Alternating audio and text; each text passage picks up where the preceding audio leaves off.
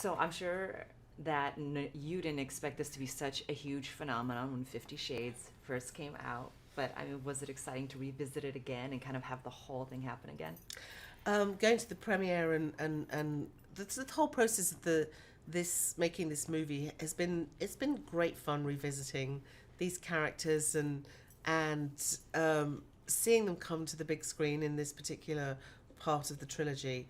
It was great being at the premiere this yesterday because uh, it was great to see it with an American audience who are so vocal in their appreciation or not of certain things, but they laughed in the right place, they were quiet in the right place, there were gasps in the right place. So I was thrilled and relieved that it all seemed to work.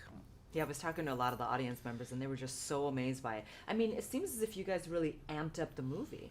I think so. Yeah, I think in every way. I mean, it was everything that I hoped it would be, and it's exciting. It's sexy. It looks fabulous, and we have some very emotional bits in the movie, and yeah, I think that the combination of Foley and all of the very gifted technicians that he surrounded himself, and we've made it a more of a statement, and it's a richer looking world that Christian is inhabiting, and we're more in his world than Anna's world, so it kind of made sense.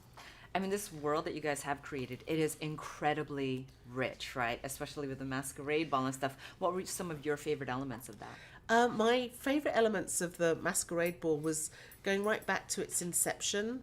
And when Nelson Coates, who's our production designer, was showing me what he planned to do, and I went, whoa, this isn't how I envisaged it in the novel, but this is fantastic. I thought it would be incredibly cinematic.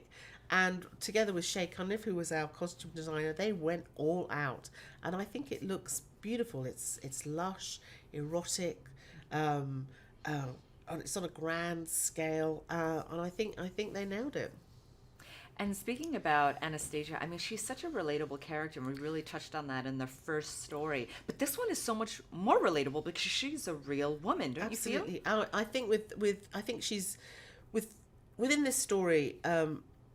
She's coming into her own completely, and she's not going to take any more of Christian's bullshit. So he's come back to her. He adores her, and she adores him, and they have to find a way to reconcile their differences. And it's a fascinating sort of journey that we follow them on, and we see them do that.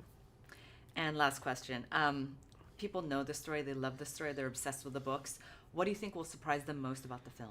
I think that I think what will surprise people most about the film is that we my husband's just made a few little tweaks. So he's just done a few little bits and things just to surprise the audience, and hopefully they'll be surprised and delighted too.